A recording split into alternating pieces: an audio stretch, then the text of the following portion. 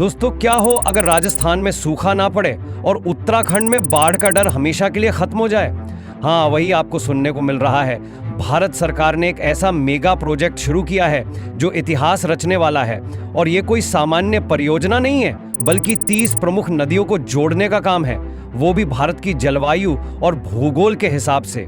ये सब सुनकर आपको लगता होगा, क्या ये सब संभव है? जी हाँ, ये संभव है। भारत सरकार का नदी जोड़ो परियोजना नामक ये प्रोजेक्ट पानी की समस्या का समाधान ढूंढने के लिए है और इसे दुनिया का सबसे बड़ा मेगा प्रोजेक्ट भी कहा जा रहा है। आखिर ये नदी जोड़ो परियोजना है क्या? अगर सरल शब्दों में कहें तो भारत की नदियों को एक दूसरे से जोड़कर देश में जलवायु संतुलन स्थापित करना। आपको याद होगा कि पूर्व प्रधानमंत्री अटल बिहारी वाजपेयी जी ने इस परियोजना का ख्वाब देखा था और अब मोदी सरकार ने इसे हकीकत बनाने की दिशा में कदम बढ़ा दिया है। सोचिए, भारत में दुनिया की 18% आबादी है, लेकिन पानी दुनिया का सिर्फ 4% ही है, और वो भी अक्सर या तो बहकर समुद्र में चला जाता है या पड़ोसी देशों के पास। पाकिस्तान और बांग्लादेश जैसी जगहों पर हमारी नदियां हैं जो हमारे ही पानी पर निर्भर हैं, लेकिन फिर भी उनसे हमें आतंकवाद जैसी समस्याओं का सामना करना पड़ता है। वहीं भारत में सूखा और बाढ़ का खेल अलग ही चल रहा है।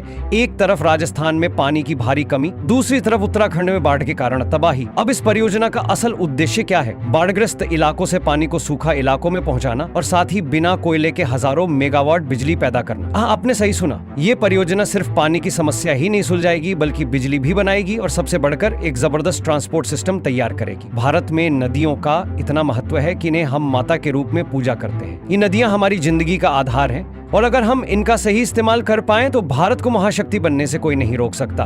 नदी जोड़ो परियोजना के जरिए 37 नदियों को 30 लिंक के जरिए एक दूसरे से जोड़ा जाएगा, ताकि ओवरफ्लो होने वाली नदियों का पानी सूखी नदियों में भेजा जा सके।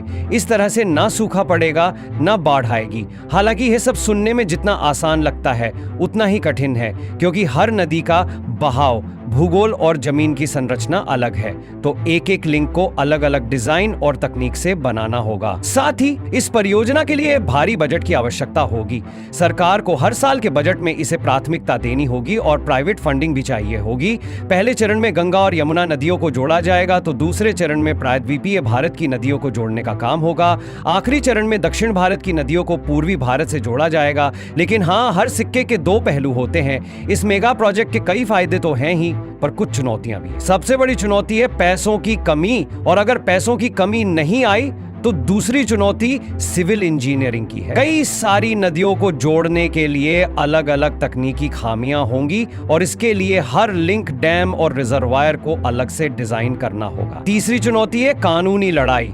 इस प्रोजेक्ट में बहुत सारे लोग प्रभावित होंगे, खासकर किसान और आदिवासी। उन्हें विस्थापित किया जाएगा और मुआवजे के लिए जद्दोजहद करनी पड़ेगी। फिर भी इस प्रोजेक्ट के फायदे बहुत बड़े हैं। कई इलाकों को पानी की भारी कमी से निजात मिलेगी, सोलर प्लांट से बिजली पैदा होगी और प्रदूषण कम होगा।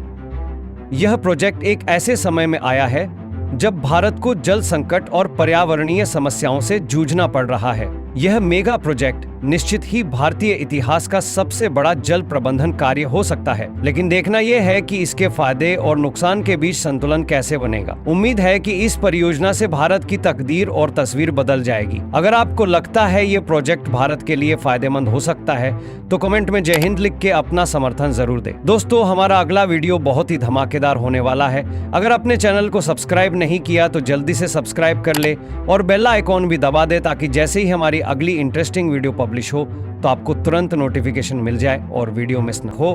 धन्यवाद।